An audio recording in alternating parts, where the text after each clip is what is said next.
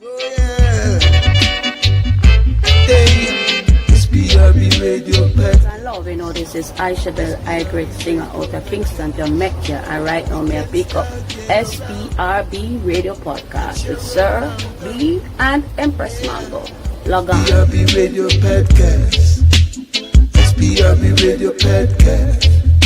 Check it out. Yo, this is General Levy, and I support and tune into SPRB Radio Podcast, featuring the 10-star General and Sharon Mango. You should know! Yes, SPRB Radio Podcast with 10-star General and Sharon Mango. Check it out. She had the bun, she had the cheese, must go between. Me had the king, she had the queen, must go between. Watch out, from here device, I don't know it's Clementine, and I'm here fully endorsing SPRB Radio Podcast with 10-star General and Sharon Mango. Lock it, no knock it, you got it. This is Elijah Rock, and right now I just want to fully endorse SPRB Radio Podcast with the 10-star General and Sharon Mango. Scene? Make sure you keep it locked, and if you move, don't go too far. Elijah Rock says so. Boom. Hey, this is Jerry Harris. You're in tune to Up Close and Personal with 10-star General and Sharon Mango, so don't go anywhere. Stay tuned. SPRB Radio Podcast.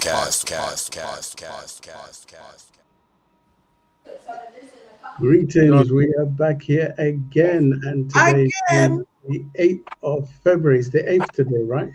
Yes, the 8th. Today's the 8th. Okay, yeah. Mm-hmm. All right, losing my bearings. Anthony Brightly is back with us again. You're more like family now, you know. Yeah. No, and I feel like family. I was going to say that. My sentiments exactly. That's family now, you know. Yeah. Regular, no.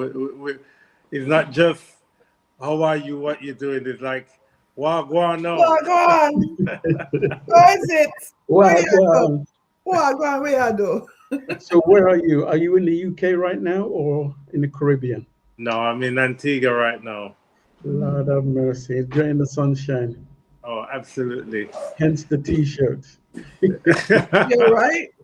Me have sweater, me have a hoodie, a cowl, me cowl. Yeah. Who's freezing? You there? 10-star? No, oh, you're good. Yeah. Anthony Brightly. No introductions to be made. Everybody knows who you are. Well, before you begin, yeah. Natty Kingman. Oh, Natty King. Yes, Natty from Kenya, because he's the one who reached out to us. Listen, Natty Kingman, thank you so much. Yes. Big up every and time. The Kenyan massive, bless up. Right? And the Kenyan massive. Maximum respect. Absolutely. He's an amazing young man, and he's joining the dots. So yeah, we have to big him up every time. Every time. This is so true. So true. Right. So again, we don't need no introductions. We just know that this is Mr. Brightly, Anthony Brightly, original founding member of Black Slate. And he's here to tell us a whole bunch of things. Well, yeah, no, thank you for having me on the radio station. It's this podcast is almost like a newsreel to keep everybody up to date with what's really going on. Right. And with Black Slate, we've been extremely active because we not only have we gone into the film business, but as you know, we're celebrating now 54 years. Come September in this music industry. And what we've done, it's just got to be shared.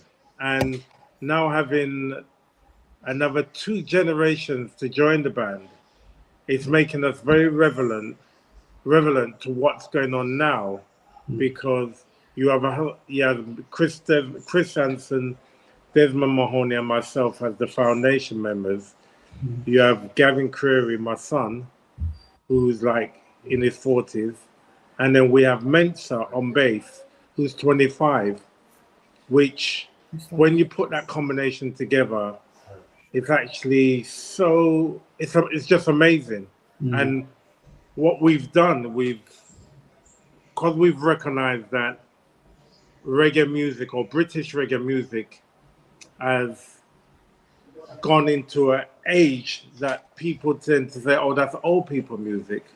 We're trying to let them know that it's not old people, because the rest of the world is copying that original music. Mm-hmm. So what we're doing is re-recording everything with the new faces, with the new bass lines, just so that people can realize that, no, even though Black Slate is a household name, we are recording songs with this new flavor that makes people realize that British reggae music is a foundation. It's not, you can't listen to it and say that's old, because you know, you got people like Chronix, who is actually making lovers rock in as close as he can. Yes. To sound British. Yes. You know what I mean? You got Prodigy, he's done the same. You know what I mean? You got all these artists, known and unknown artists, playing this music because they want to know. Well, they're just trying to, they love that vibes, and they realize that that is a music in itself that is different to any other reggae. You know, it's different to Jamaican reggae, it's different to New Zealand, Australian, German. It has a unique sound, and it's made in a unique way. And the unique way about making this music is live, and that's what makes it so special. Right. So who were the original members of Black Slate? So Chris Hansen, Mm-hmm. Desmond Mahoney, and myself, we joined together. And those are the surviving members, right? No, we are the original members. Okay. Before anyone, Keith joined afterwards, Elroy joined afterwards, Byron Walker joined, Sandra Reed, or everyone joined afterwards. And you were known as a different band. Remind me of the band name you were before you became Black Slate. When we started off, we started as the Young Ones from Zion. That's right. I was 12 years old. Mm-hmm. Desmond was 17. Chris was 17. Right. And we also had Paget King, right, who was from the band Tribes Band, and Clive, who was the bass man, and Armstrong Anderson, who was with a previous band I was in before. So I was in a band before that called the Maestrom 5. Right. And we started off in 68. And then they went back to Trinidad, and then that's when I met Desmond and Chris. Okay. And what was the first song released from Black Slate at the time? So the first recording that Black Slate made was the first recording that I made was Mix Up Man. Mix Up Man, okay. And I recorded that in school, and Keith Roy Drummond, who's now sadly passed. Okay. His dad was my tailor. Okay. Oh. Uh-huh. But Keith was also in my first band, Maestro 5. He joined just at the end. So he asked me if I could make him a record. And, when I think about it now, I say to myself, why is a 17-year-old asking a 12-year-old to make him a record? But because of how my dad was, it's just like anything you think you can do it. So as a result, when he said, "Boy, can you make a record?" I said, "Yeah, all right, then I'll write a song, and we'll make the record." And I made the record and took it into school, and my music teacher took it to the headmaster and played it to the whole school. Right. Which is the only thing that I have a reference, because I still got school friends who was in the school and said, "I remember when they played your record in assembly." Right. So it helps us to keep the timeline right. Yeah. The second record Black Slate made was Letter to Myself with Errol Dunkley on the Fatman label. Right. So that was our second recording that we did, which again was Chris Hansen on guitar, Desmond Mahoney on drums, Right. Patrick King on bass, and then melodica, and myself on organ. Right. And then after that, we had different singers in the group. So Byron Walker, who was in Black Stones, he was one of our original singers. And then Sandra Reed became our singer. She was our singer for about 2 years. Okay. And then Keith used to be in a band called the Equators with Alan Weeks, Right. who all started with us at Downs Road. So basically, Alan Weeks joined with Byron Walker's brother. Right. So it was a younger group, Mm-hmm. actually younger than me, or we were around the same age. So you had these young boys, and then you had the elders like Chris and Desmond, who were still teenagers, but older for me. And then my dad got involved, and we were doing talent competitions at Phoebe's, and we started to back. So we backed Dennis Brown, Errol Dunkley, and all this time we had already changed the name to Black Slate. Right. So Nicky Thomas, the Heptones, we was that backing band in Hackney, and also the talent competition group. Right. And then Elroy's dad, who was our neighbor, who also had his own group. Right. But as Elroy was the young man, he just said to my dad, as you've got a younger group, would you mind having Elroy in the band? Right. And so then Patrick King said, all right, well, he'll stop playing bass and he'll play Fender Rhodes, I'll play organ. And then Elroy joined us to play bass. Right. And then the dancing bassman. The dancing bassman. The basement in Downs Road. No, he dancing. He used to dance when he played bass. Yes. Everybody used to say, how does he do it? But yeah, that's right. That's right. He was amazing. He was very unique in how he played. And because he used to play soul, because a lot of people don't realize that Elroy played soca first, soul music second, and then it wasn't until he joined Black Slate he started to play reggae. Okay. Because his dad's from St. Vincent, so they played like a dance band for weddings and things like that, and it was mainly soca and ballad soul. Yeah. And so when joining Black Slate, he had to learn to play reggae music. And I think that's what made him so unique, because he had the Caribbean feel of his father. Yeah. But we're British youths playing that reggae music that we hear from Jamaica. And that's why the Jamaicans always used to say British reggae musicians are different. They don't play reggae, they play that other thing. But we call it reggae music. And that became roots rock reggae and became lovers rock. So roots rock reggae and lovers rock was born out of British reggae. Right. And whereas Jamaicans will say, we play reggae music, or to play that other music. What was your first hit? Our first hit record would have been Sticksman, which was a dub plate I made for my sound. Right. And it was the first social commentary record, which is what made it a hit in England, because it was about what was going on in London. So everyone gravitated to it. But I remember that. Again, we suffered the same issues, like in the record shops. Regal record shop didn't want to play the record because they say, an Englishman can't play music. Right. And June would say, yeah, but he buys records every week from Soul. Because I was in the group and playing the sound at the same time. Right.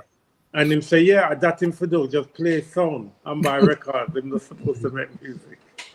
Right. And literally June said, I'm gonna play it. And him said, "Now I'm gonna walk out the shop when they play the record because I don't want people to associate me with British reggae music." So they really fight it down, innit? Yeah. So it was, it was strange because those guys were original Jamaican mandem. So the Jamaican elders, who were the younger men, younger than my fathers, but they were just like, yeah, we are Jamaican, we are hold on Jamaica. But they played the record, and every single person in the shop asked for one. And then he turned around and said, "Are you this?" And I said, "Yeah." Right. He said, "All right then, give me 200 copy." Are you this? And by the time we could go to South London and come back. When you actually came on the scene, you automatically made a huge impact. Because as I remember it, if my memory serves me well, there was Cimarrons, and then, if my thinking is correct, there was Aswad, then there was Black Slate. There was actually no Aswad yet. There was no Aswad, it was Black Slate, No. then Aswad. Yeah, because what happened was, Drummy from Aswad said he saw us performing outside Acklam Hall at Ladbroke Grove, at the Land Grove. And he said that's what inspired him to play drums. Right. Okay. So, which was a beautiful thing for him to say to me, because we were recording a track with Trevor Hartley together. Yeah. And him say, "I remember you guys." I said, "From where?" He says, "You played at Alclam Hall on the street in front of the door." And he said, "I stood up in amazement watching you guys for about 4 hours playing non-stop." Wow. And he said, after that, he played drums. Okay, so so Aswad came late, right? Yeah, later. but Cimarrons was always there because I saw when I was 7 years old, and they were back in Desmond Decker. Yes. And I think it's important to also acknowledge the Greyhounds who became the Rudies. So it was always swinging between the Greyhounds and Cimarrons, but technically it would have been the Cimarrons as the first roots band out of the UK. Yeah. Cimarrons would have been first, and then you had groups like 90 Degrees Exclusive. Right. You had Express Band, and you had Undivided. Okay. Undivided Roots, Yeah. No, Undivided. Okay. Undivided Roots was from Harlesden. Undivided was actually a group from out of Wells Street in Hackney. Okay. And with that band, that's where Jeannie Rondo was born. Okay, Jean Rondo. Yeah, Jeannie Rondo sang Sweet Africa. Yeah, man. He sang a few records, but Jeannie Rondo was the lead frontman for the Undivided. Right. And now listen to this. The Express Band lead singer was Winston Reedy. Okay. Oh, right. Yes. And then Winston Reedy left the Express and go and sing for the Cimarrons. For the Cimarrons, yeah. Right. And then the Express Band was mainly just a backing band. And then Ginger Williams sang with Express, and she made the record Tenderly. There's a place, all of that stuff.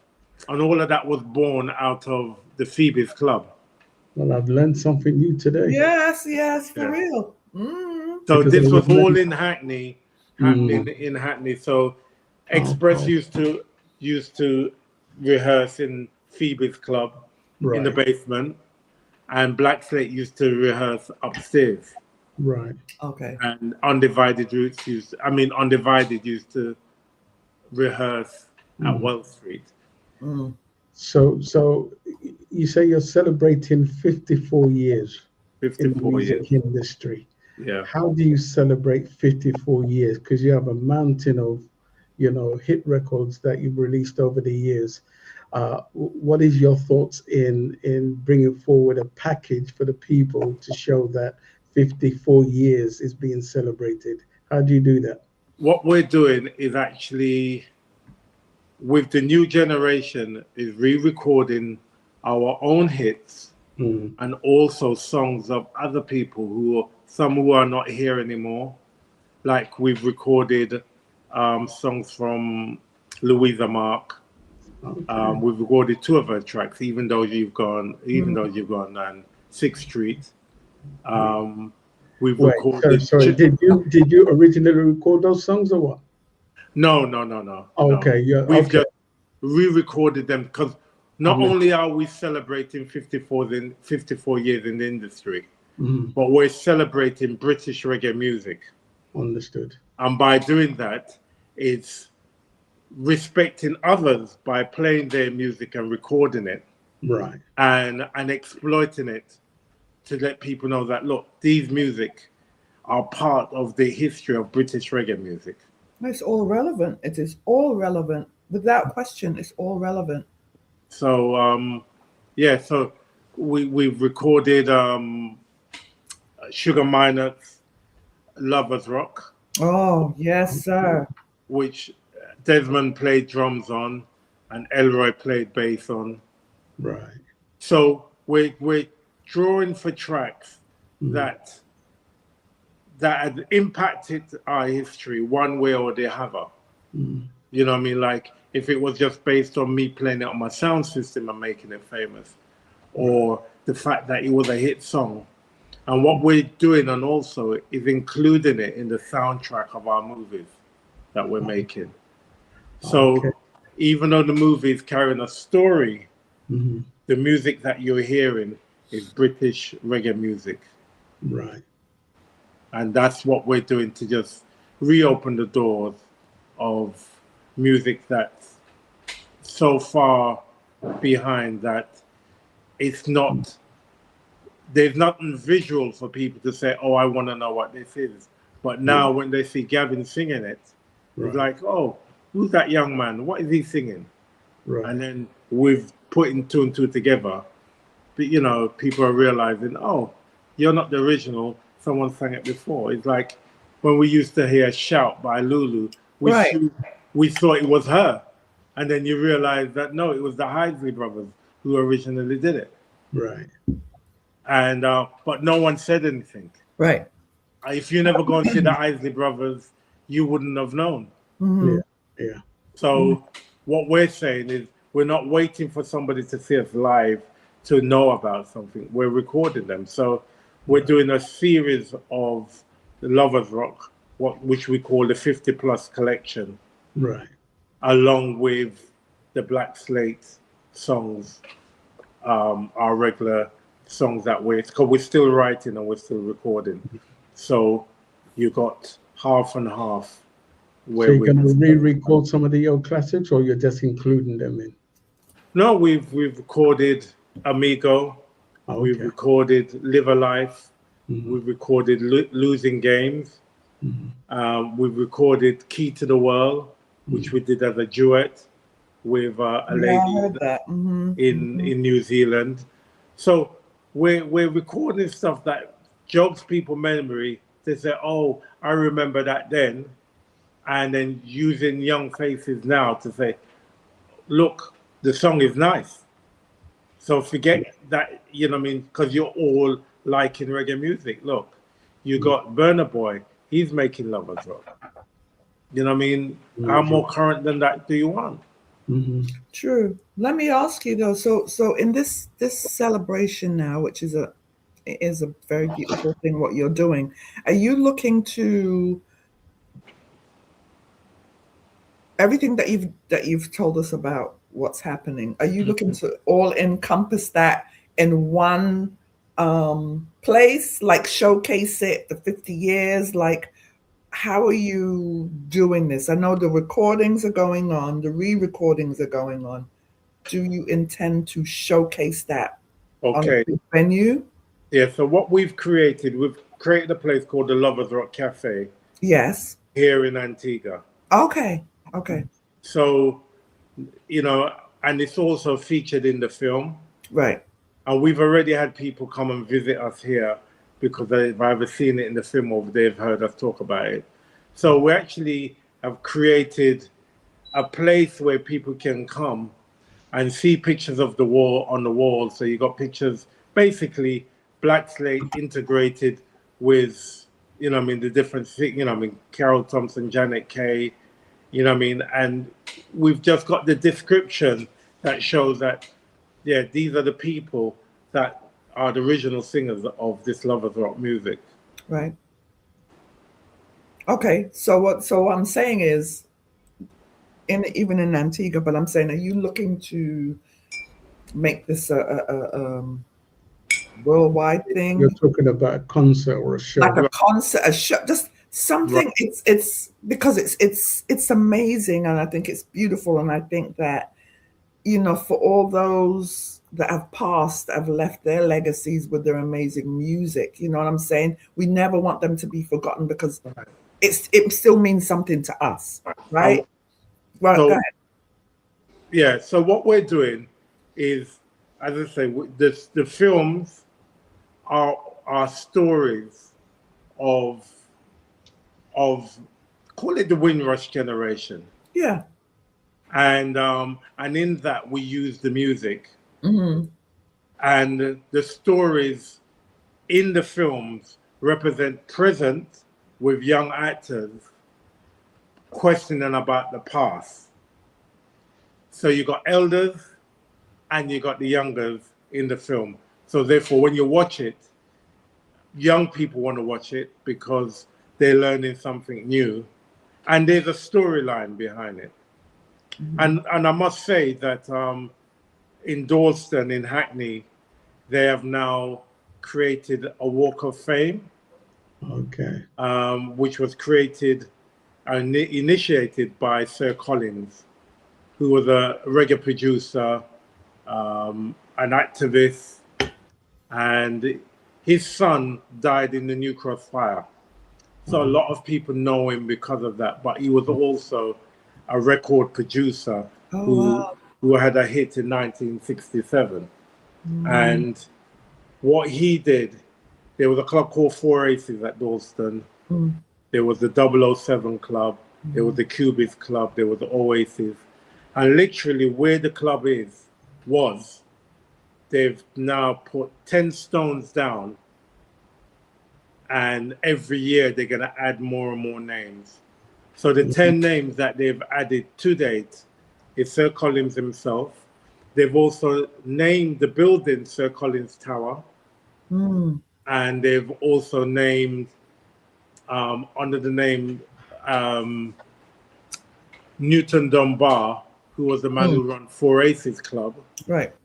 And, you know, these clubs have, you know, I mean, because Four Aces Club is where Black Slate performed, where Keith Drummond performed with us for the first time.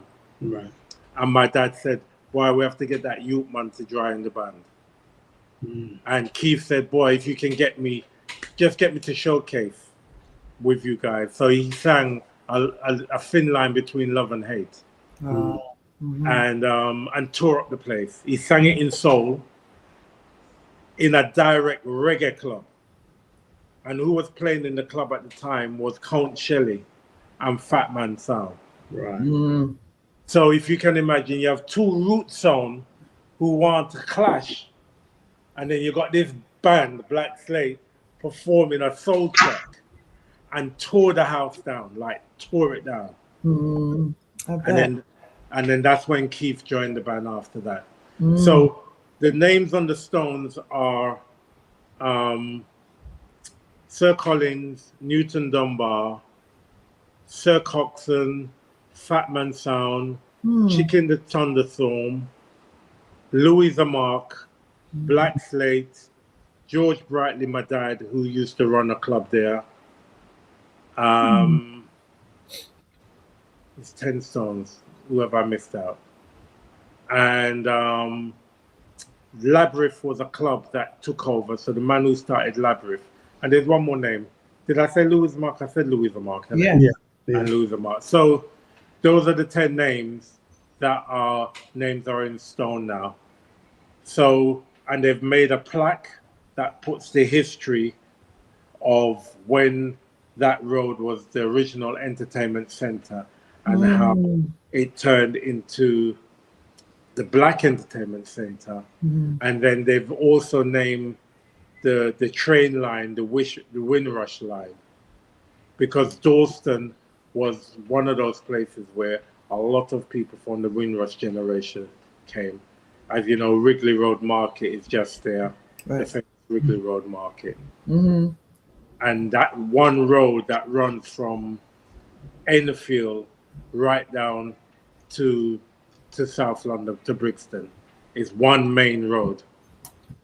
And it just changes its name from Tottenham High Road, Stamford Hill, Snowton High Road, Kingsland Road, Shoreditch High Street, and then it goes into Elephant Castle, and then it splits between Elephant Castle after that and go into Brixton and into Balham. But that was the main artery where all the Windrush generation had to get buses on that road. Right. So wherever they lived, one way or the other, they would get in that road to service and build England. So our next movie sort of brings up our story. It comes with the first 30 years from now, going back 30 years on what happened with the British reggae industry. So that's the next film that we're actually working on.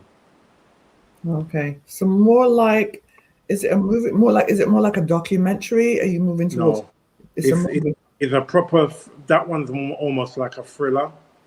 Because over the last 30 years, a lot of things happened in Hackney and in Brixton. You know, I mean, a lot of our young youths, we lost a lot of young youths. Yes, sir. And there's a story behind it. And we try to tell the story with the music, so you can see the parallel and the change of how things changed. You know what I mean? From our youth centers to no youth centers, to our clubs to no clubs, to our children dying on the street, you know, with no explanation. The starting of Trident, why no one knows how Trident started and why Trident started. Everybody just believes that Trident was just about gun crime, but it wasn't. Trident was formed with a lady in Brixton, Lee Jasper, and myself. Lee Jasper, that's and right. we got together. That's right. And we went to the local authority and we went to the Metropolitan Police and said, we need to create something that when things happen, everybody knows at the same time. And that's why it was called TRI, representing the tree people. And again, a lot of people don't know, so that was launched in my nightclub in Pegasus. So it was the first police and government initiative ever to be launched in a nightclub. But it was relevant because where my nightclub, they named that road Murder Mile. So there's all these stories and how they drove people out of the era to change the era to how it is now. And that's what that film is more like a thriller telling a story where you got young people asking what happened. So so the we're using media now because the music industry as how it was before is very hard. You know what I mean? Whereas before, you know, you had record companies. Now you got individuals who are record company, producers, artists, everything all in one. That's right. Everyone's climbing this social bandwagon, media, you know, trying to be on Spotify, and now as a musician, you're being robbed by the same people who were robbing you before, because Spotify is owned by all the major recording companies, the Sonys of this world. So all of a sudden, they're just saying, "It's all right, give us your music for nothing, and we'll still earn out of you." It's crazy. You have to ask yourself. So ultimately, what we're actually hoping to achieve is a unique network Right. that represents our music and our culture. Yeah. What was he saying? 10 star. You have to what? You have to reckon. You have to ask yourself what question? No, I said you have to ask yourself: is it still worth pumping money into Say music that that's again. generating any funds for you? Yeah. He was saying that. Oh, he can't hear me, can he? Can you hear me? I can hear you, but I can't hear his 10-star microphone. 10 Okay. star. Say it again. You can't hear me? Is it my Can you hear him now? No, I'm not hearing his microphone. Okay, Sharon, you go ahead. Oh yeah, 'cause I hear you loud and clear. So yeah, he was saying, is it even worth it pumping out music like that again? Because it's like you said. Well, you could say the cat's out of the bag. People know that they're being raped, right? With all these Spotify's and you know what I'm saying? Yeah. Well, it's a vicious cycle. I tell you that. It's yeah. What you're saying is absolutely true. But as you know, people who make music, most people make music because they love it, right. not because they have to, not because they want to be famous. But if they get famous in the process, it's lovely. Mhm. But if you remember, as far back as you can go, our people always sang.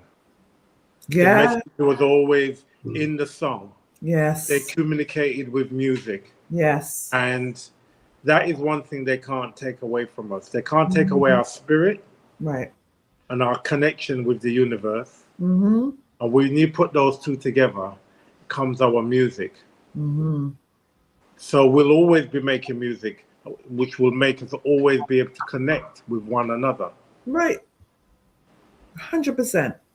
Yeah, Can as you hear me you now? know, even as you said that, you know, the feeling within me is like, boy, you know, if you really think about music, it was instilled in our culture from even if it's church music, it was always a song for something, right? If Right. you're bad, there's a song for that. If you're good, there's something for that. You go and praise the Lord, there's something for There's that. a song for that. That's right. And that is why they've tried to control our music all the time. And they've now cheapened it. But what they don't realize is that with trying to erase our culture is actually building our culture with these young people because they want to know. Yeah. Their skin is different from being mixed race of any race, but with any form of pigment, they want to know who they are. Right. And the search is on. So we have a responsibility to make sure that while these young people are searching, because they've neutralized the culture, especially in Europe. So everybody's British or everybody's French or everybody's German. You know what I mean? Even whether you're black, pink, or blue. And with that, you've had to adapt the British culture. And while you're adapting the British culture, they've erased the Caribbean culture. So whereas when you grew up in England, you naturally went to a black nightclub Yeah. and listened to black music and did what black people did. That has changed now. They have taken away that natural progression of young people of color doing the things that their parents did. Mm. You know what I mean? You ask a young man, oh, have you ever danced with a lady before? He's like, we don't do that. Yeah. Well, yeah, it is. They don't do that. So in our film now, we're showing how young people met people, what the conversation is. So we're showing them how it was. You know what I mean? And as far back as you go, people always dance. That was the second form of communication after talking. Was Yeah. dance with your music. Yeah. And that's how people became friends and developed relationships and so on and so on. Mm-hmm. So true. Oh, can you hear me now? Yeah. Can you hear me, So Anthony? Anthony, can you hear 10 star? Anthony, can you hear? I can't hear 10 star. That's weird. That's weird, and I hear you so nice and clear. Yeah. Okay. Wow. Well, you So 10 continue, star Cal. can hear me, but I can't hear him. Yeah, yeah. that's strange. But Do we anyway, have to? Is there a way? No, Is there a way? that's Is there okay. anything I can Yeah, do? we'll just no, continue. nothing. No, you're good. No, because I hear you nice and clear. I Yeah. see you fine. Okay. And I'm sure that everybody can hear 10 Star because I hear him. But So therefore, yeah, so you know what you're doing, the inclusion of what you're doing is not forgetting the young people, because the social skills are different now. And when, as you stated, even you say, have you danced with a girl? And I'm really, it's everything you're saying. It's a visual for me to be like, but weird. They actually don't do that. no, they don't do that anymore. That's gone, because that is your first real social skill as a young man, as a young woman. If somebody approaches you and then there's a conversation, and then there's, what I'm saying, whatever happens after that, it's so different now. It's just, and it's a real thing, but that's gone. But you see, you say that it's gone out of our Caribbean culture to a point. Yeah. But like my son, for example, he danced salsa, and he really like it. I said, yeah, because you're now experiencing dancing close in a female. You're having conversation, and I said to him, and that's how it started with us. It started with a dance. You have to build up the courage to go across that room, or walk along the wall and keep us close to the wall to get to that girl. And yes. Yes. And put your hand out and hope that she would turn around and say, yeah. So so it's beautiful times now, as in we're saying we're teaching the younger generation and showing them that this is how we did it. And, in our films, we're realizing that there is an interest. And I think that's what's really nice. And I think however we can rebuild our music and understand that the UK reggae culture has a serious history behind it, right? And we can't ignore it. We just cannot ignore it, because if we ignore that, it means that we're erasing our parents and that Wingrush generation, and we can't do that. True. It's funny. There is a young man. I heard the song first before I knew who this young man was, and he's a newcomer. And when I heard the song, it was instant. As soon as the beat dropped, it was instantaneous.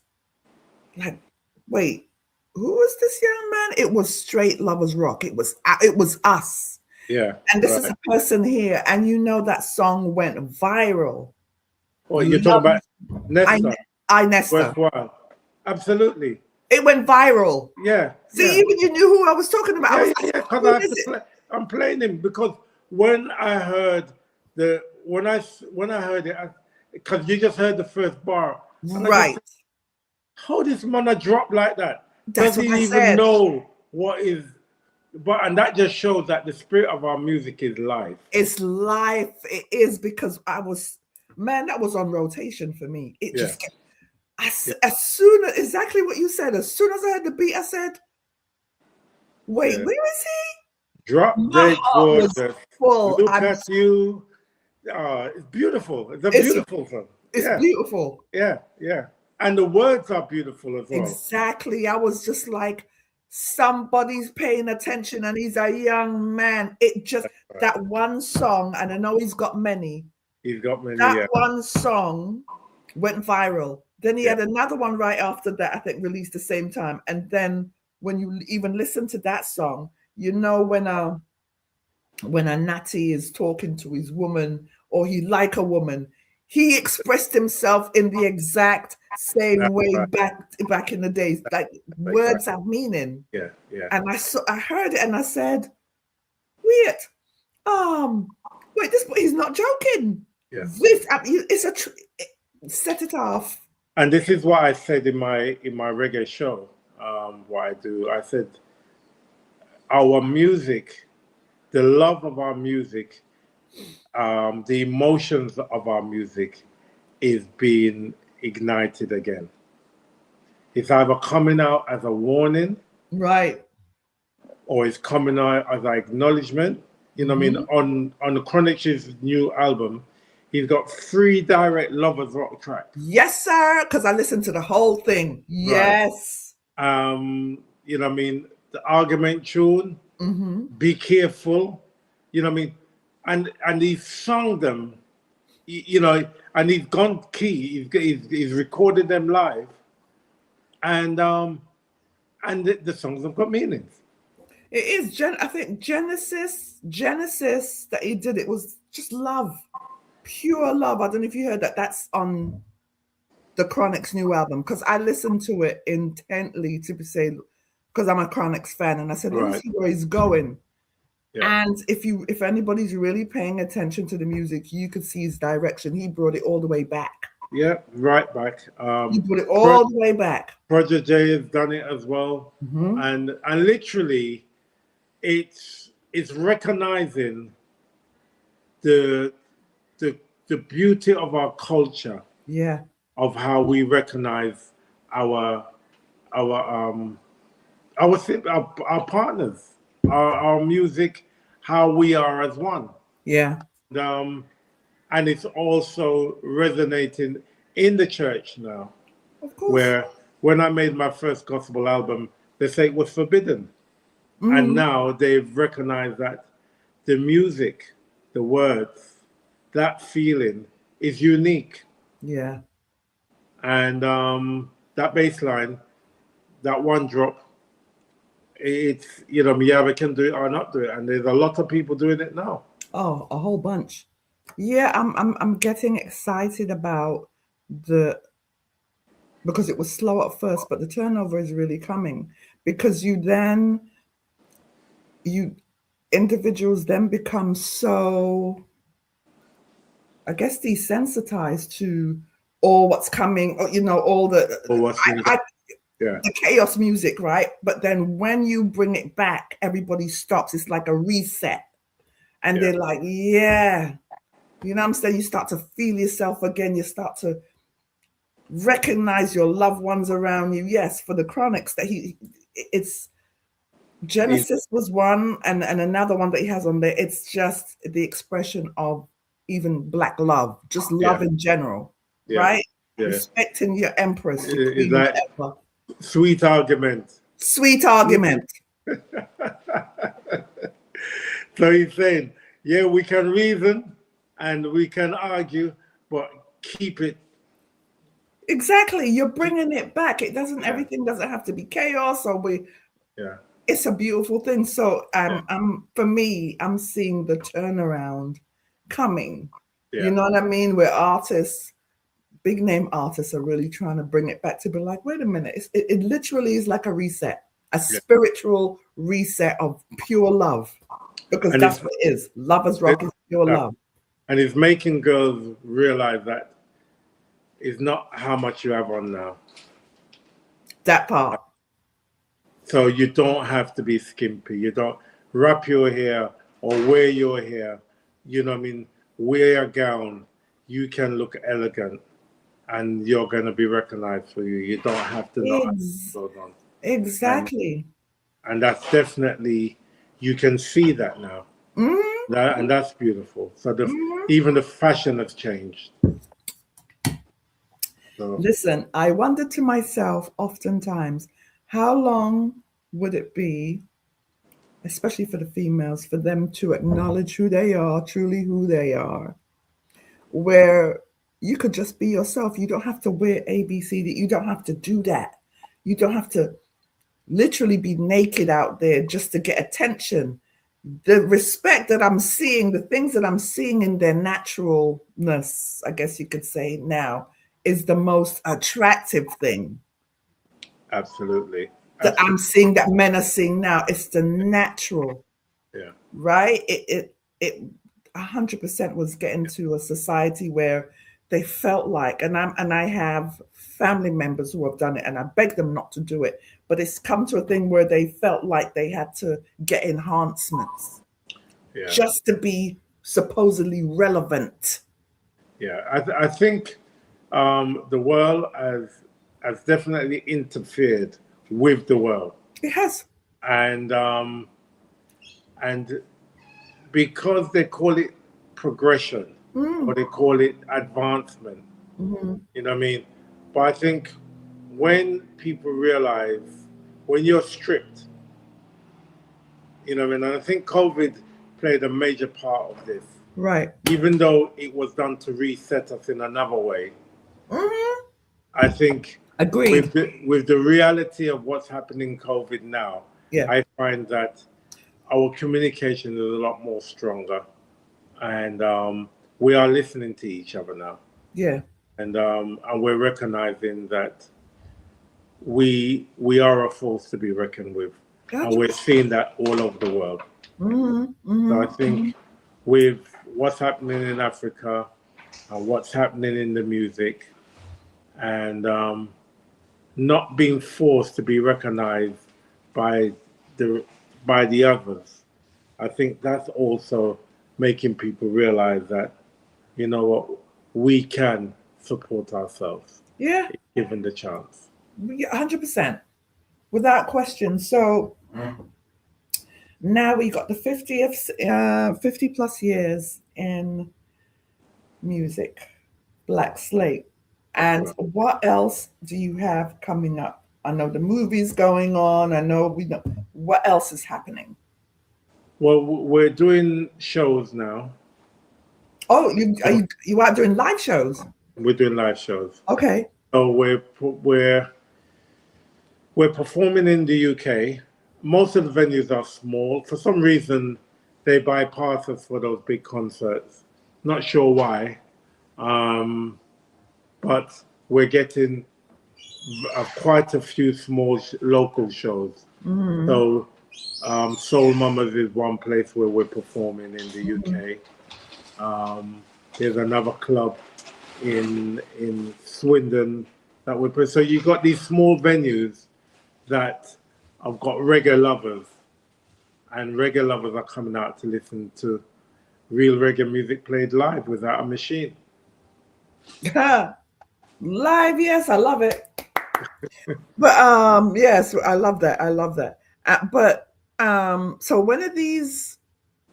So these are upcoming shows. So yeah, so we have a show on the 1st of March in London.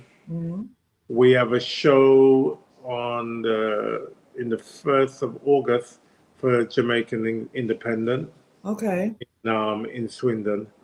So we've just signed up with an agency. So now we will see what shows that will be coming around. But we're definitely have planned to do live shows. Okay. Which and we're gonna do. You know, we've been asked to come to the States. We're just have you? Yeah, we're just trying to find out the reality of the paperwork. But once we can sort it out, then we'll be there. We'll be doing Europe. Basically, we're going to be doing touring all over the place, because one place we go on a regular is New Zealand and Australia. Okay. And we normally do that at the beginning of the year. So we were there last year. Okay. It's normally every other year, so we'll most likely be there next year. Oh, nice. The States, huh? Well, you know, me is here. Yes. Let me know. Let me try come out. So For we'll sure. definitely be doing, and there'll be small intimate venues that we're doing. Are you talking about in London or? Well, in general, because Okay. in the States there's a lot of those small live clubs. Yeah, where there's a people lot. play Yeah. live music. So it'll be, you know, like between 3 and 1,000 people venues. That's the ratio of the size of the venues we're doing.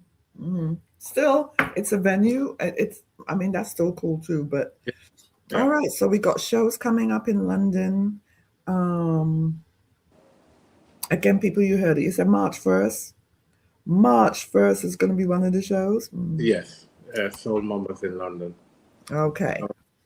We advertise on social media and most digital platforms. You'll find our dates come up now. So I suppose there's two sides to digital social media. To get the word out, if you are connected, then you can be founded. Right. True. So we find that being good. All right, good. So aside from all of that, what else do you have coming up that you want everybody to know that you're doing? I think you've said like it's a lot. What are the things? I think that I would say to everybody, if you get the opportunity to see one of our movies, because most of the times when we do a movie, we do a live show as well. Okay. We're not signed to a streaming platform yet, but we're definitely believe that there is a young opportunity for young actors, young musicians, young writers, and that's what we're actually setting up here in Antigua. Okay. Where I record my movies, I'm going to actually open up to young movie directors, so that it'll be, it'll be the first film studio in the Eastern Caribbean, and just allow our stories to be told. Yeah, I think I mean, that's a beautiful thing. I mean, incorporating the young people because, at least it's an opportunity for them, right? It's an opportunity for them. You're opening that door for them. And I think that it's a very beautiful thing to include them because it's another platform to get them off the streets, to give them something. I mean, something for them to believe in also. Absolutely. Within themselves, because a lot of opportunities are not there for these young people. Some people make it hard for them to get there, but for you to do something like that, it's a way of them even expressing themselves. Yeah, it's a wonderful thing. Yeah, I think once people can start seeing themselves on the stage and realize they can touch and feel. Right. Yes. And there's enough of us to support ourselves. So I think once we're able to, as I said, the key thing is networks and digital networks, film cinemas, getting into, because people are still going to cinemas. Yeah, and I think it's nice when somebody can see you on the big screen. It's definitely encouraging. Oh, 100%. Oh God, yeah. Right, I think we had an advert. Did we have an advert to play? We had something to play actually. 10 Star, did we have an advert to play? I'm not sure. Can you hear me? I think he's there. I can't see him. I can't hear him.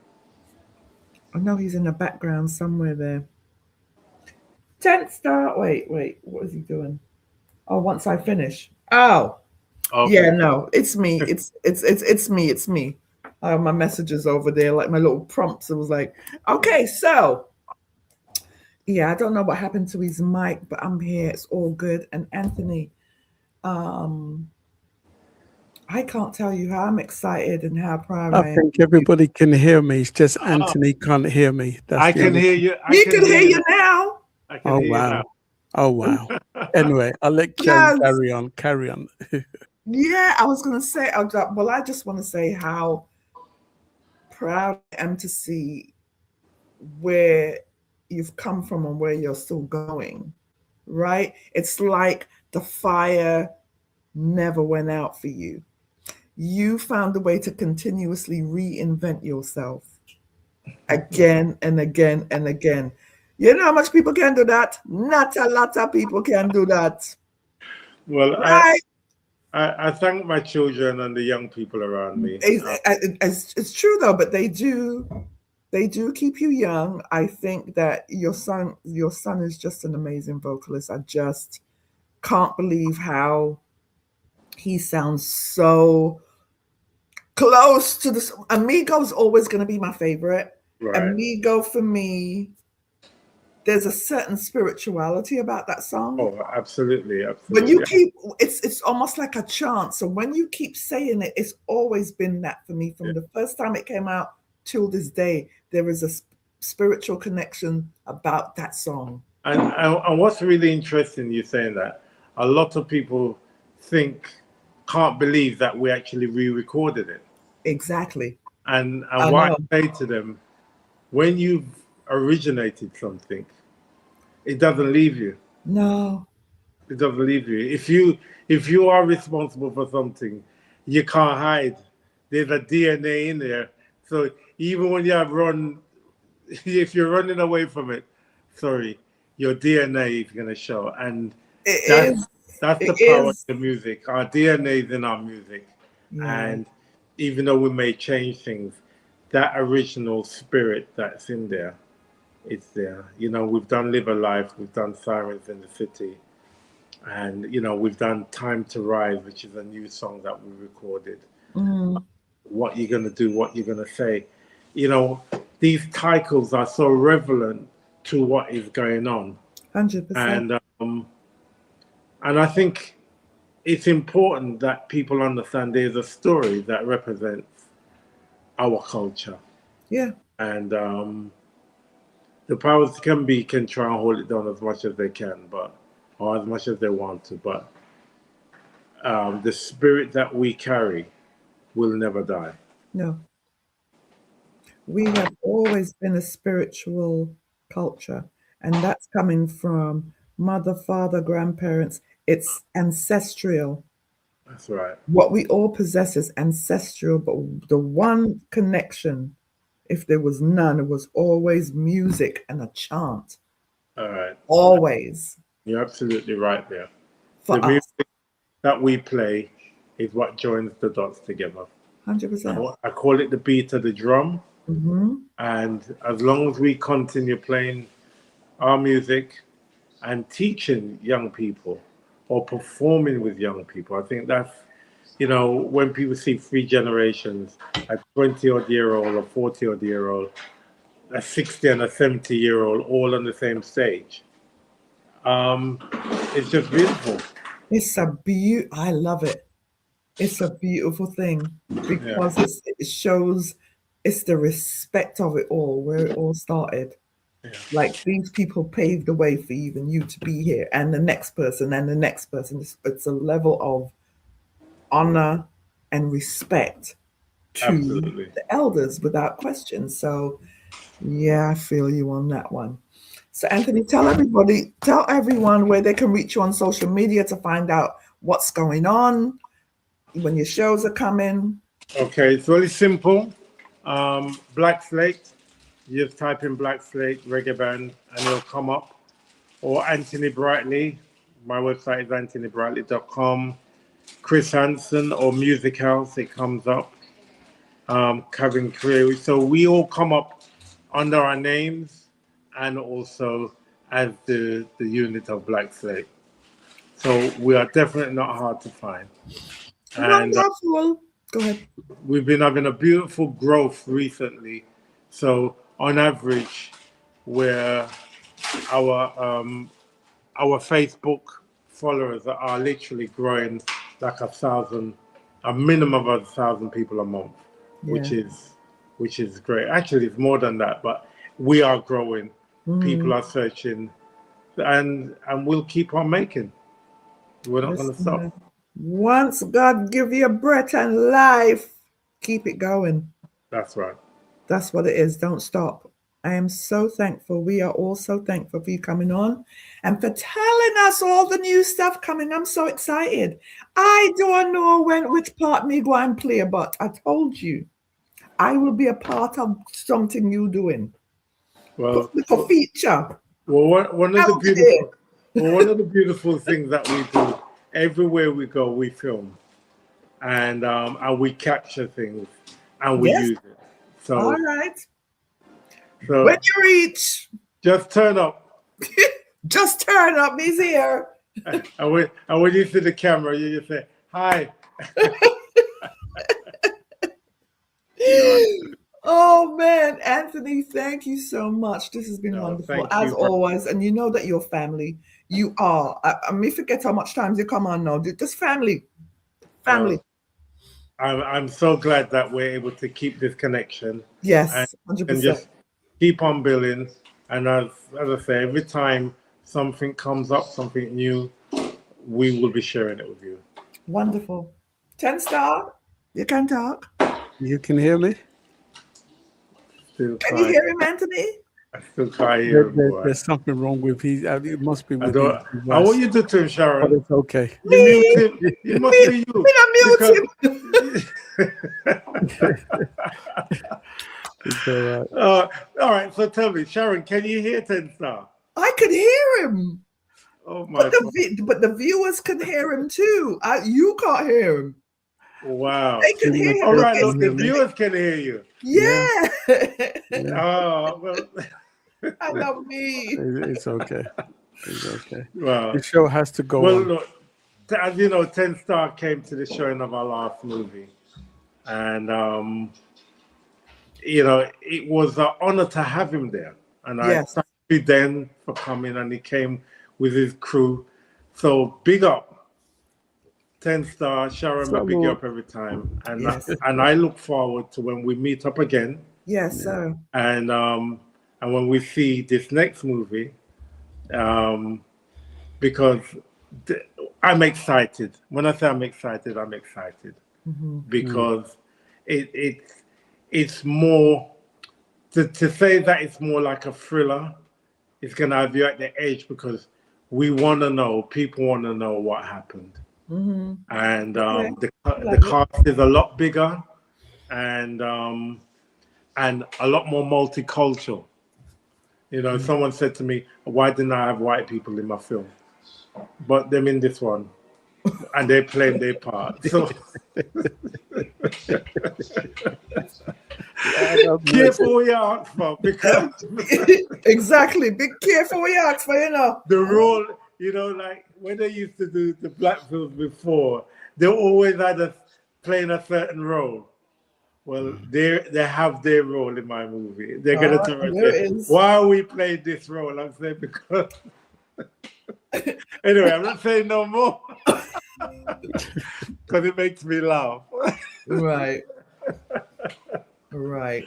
All right, Anne. All right. So thank you very much. You are so blessings always. Stay in touch. Thank you for always sending me music. You're always sending me your little don't forget me, 10 Star. Always send me something. Anthony always sends me something from Sir George. Sir George music. And I'm like, because thank you so much for that. And don't forget me for real. So yes, sir. No.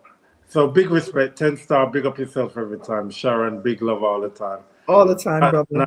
And everyone who's tuning in and listening, I thank each and every person. If I knew your names, I would call you individually, because without you guys, there's definitely no us. And it sounds like it's just a cliche, but it's not a cliche. Our people is who keeps us going. Right. You give us reasons to play. God bless you, Kim. Yes.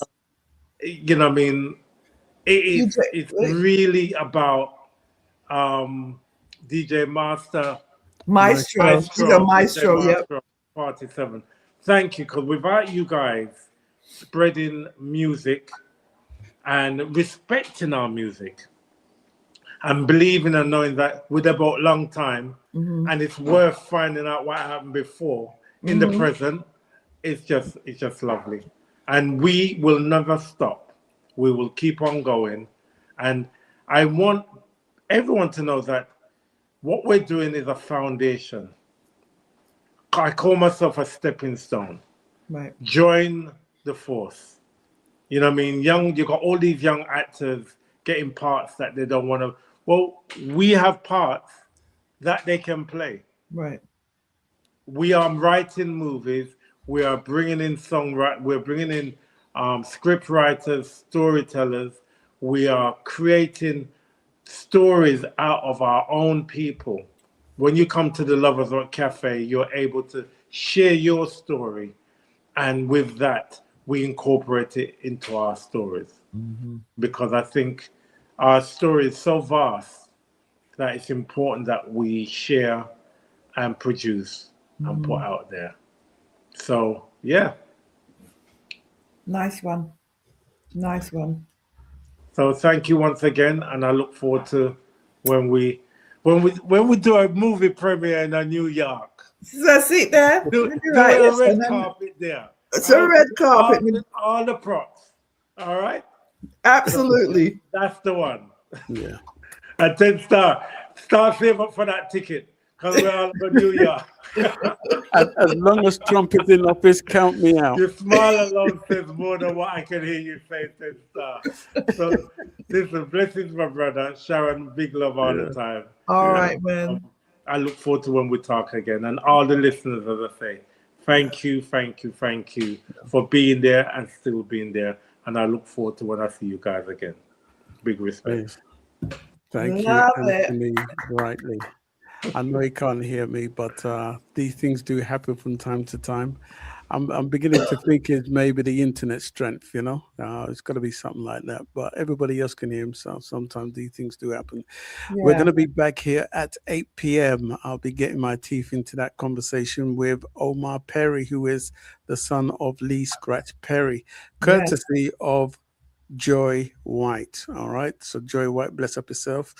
And we'll be back here at 8 p.m. Before we leave, I just want to play this advert. It's a production by Little Minty.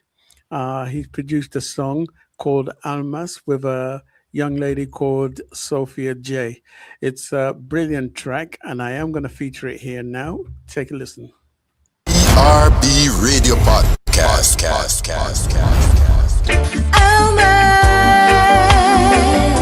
Pure and simple, born in a world where love survives. Now it will want her, but life won't haunt her. Almas, you lucky, lucky thing. Almas, I really love you. You lucky, lucky thing.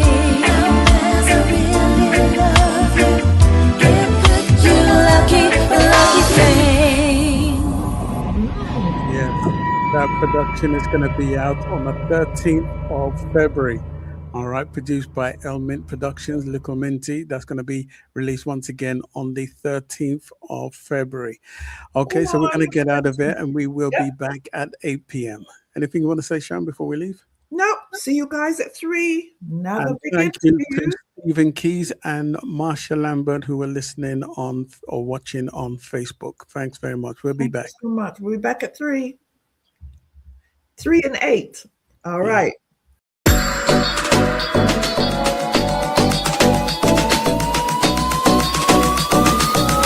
Well, all I can say is Slate.